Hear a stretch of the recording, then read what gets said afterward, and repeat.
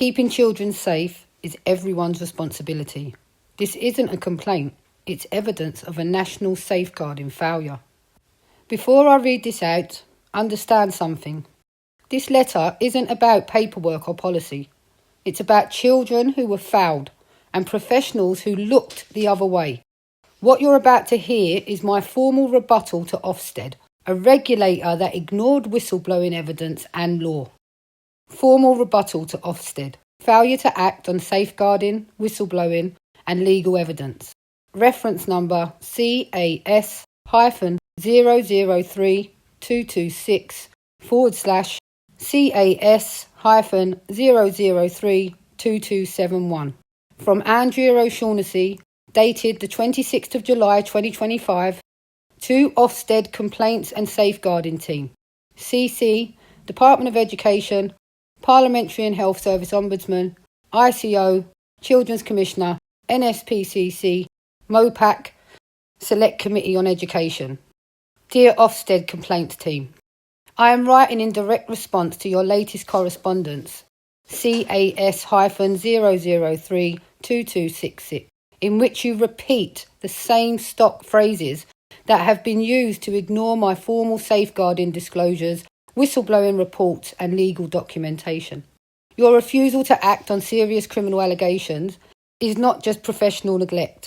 It is a dereliction of duty with potential legal consequences. Below is my formal rebuttal to each point raised in your reply, with reference to your legal obligations and the public interest. Point 1. This is a matter for the school or local authority. No, it is not. This is not a minor internal school issue. It is a public interest safeguarding emergency involving multi-agency collusion to silence a whistleblower, target her children and cover up abuse. The schools, council officers and professionals involved were all present at child protection meetings. My complaints have been exhausted, escalated and legally formalised through notices before claims and judicial review proceedings. You have received those bundles. By refusing to engage with this evidence and redirecting me back to the very bodies named in those proceedings, you are failing to comply with CPR Part 1.3, duty of cooperation with parties and courts, and undermining access to justice. Point 2. Ofsted has limited legal powers. If Ofsted's role is merely to inspect, then why are you not inspecting the schools and services that have allowed abuse, misconduct and whistleblowing retaliation to continue unchecked? Your own inspection handbook confirms your duty to respond to serious safeguarding concerns, investigate failure in school governance and leadership, escalate to other regulatory bodies if a criminal matter arises. By doing nothing, you are breaching your obligation under Section 11 of the Children's Act 2004, which places a statutory duty on all bodies, including Ofsted, to ensure their functions are exercised with regard to the need to safeguard and promote the welfare of children. Point 3. We referred your concerns to the local council. Referring safeguarding disclosures back to the same council that is already accused of cover-up is not safeguarding. It is institutional collusion. You are reporting back to the alleged perpetrators. You are echoing the police's failures, creating a closed loop of deflection and silencing. There is no independence in a system where every agency refers back to the same corrupted authority.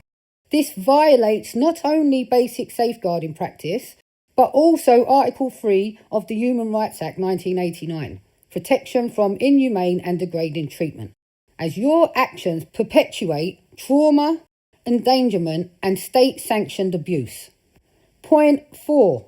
Ofsted is not the regulator of schools, only the inspectorate. If you're the inspectorate, then inspect. Inspect the schools where whistleblowing led to professional retaliation. Inspect the settings where convicted criminals were allowed access to children. Inspect the social workers and local authority staff who breached data protection, ignored evidence and weaponised safeguarding procedures to silence me. Your role is not to hide behind semantics. but to identify and act upon failures in the safeguarding ecosystem. By not doing so, you are failing your own remit and making yourselves part of the institutional abuse. Point 5. We may take no immediate action or consider it at the next inspection. These are criminal matters, not inspection scheduling points. You have been provided with court bundles, police references, testimonies, documented retaliation against a whistleblower. Your duty under Working Together to Safeguard Children 2023 is clear.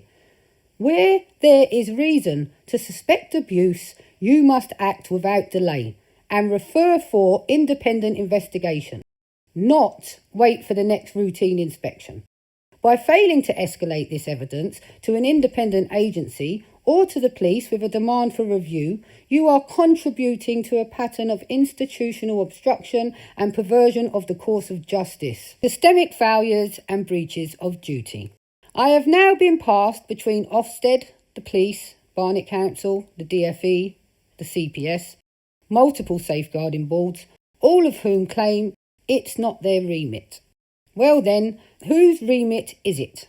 Because if none of you have the power to protect children from harm, to uphold whistleblowers' rights, or to investigate abuse within your own ranks, then this country has a catastrophic safeguarding gap, and you're all responsible. Either Ofsted takes immediate action now, or you confirm in writing that you accept you are not fit for purpose in child protection matters. You are knowingly refusing to act on legal evidence. You are enabling abuse by default. Final notice before escalation. This is your final opportunity to respond substantively. If you failed to do so, this entire correspondence, including your 1 a.m. no reply dismissal, will be submitted to Parliamentary Ombudsman, the Department for Education, the Education Select Committee, the Children's Commissioner, the press, and as part of my active judicial review evidence bundle. This is not a complaint. This is a documented case of institutional abuse, cover-up and whistleblower persecution, and someone will answer for it. Sincerely, Andrea O'Shaughnessy. Let's break that down in plain English, because this isn't complicated, it's just ignored. All organisations, including Ofsted, have a statutory duty to safeguard and promote the welfare of children. Failing to act when abuse or misconduct is reported breaches that duty. Under the Children's Act 2004, Section 11, Duty to Safeguard and Promote Welfare. This law requires immediate action where there's reason to suspect harm. Ofsted's delay and deflection directly contradicts this. Act without delay or refer for independent investigation. This isn't over. Ofsted and every agency that turned away have been put on legal notice. You can't say you didn't know, because now the world does. Written and voiced by Andrea O'Shaughnessy, aka Lucy Troubles, for every child failed by this system. Human Rights Act 1998, Article 3, protection from inhumane or degrading treatment. By ignoring systemic abuse and retaliation, they enable ongoing trauma. That's a breach of fundamental human rights. Consequences. These aren't academic breaches. They have real-world consequences. Professionals. Dereliction of duty. Professional negligence. Misconduct or perversion of justice. Loss of registration or persecution. Victims. Continued trauma. Denial of justice. Unsafe environments. Systemic cover-up. Systemic abuse. This needs to stop now. You all have a legal duty of care to protect children. Why is it so difficult to get you to acknowledge evidence and act appropriately in accordance to law, legislation and guidance in the UK? You are being paid to fulfil a role. If you are not fulfilling that role, you are now wasting taxpayers' money. Because we demand child safety is made paramount and not the safety and protection of the organisation's reputation. We demand due process, fair investigation and the law to be upheld and people to be arrested for malfeasance in public office. Should that not happen, this case will totally undermine every safeguarding legislation in this country. as none of it has been upheld by any professional body or organisation involved.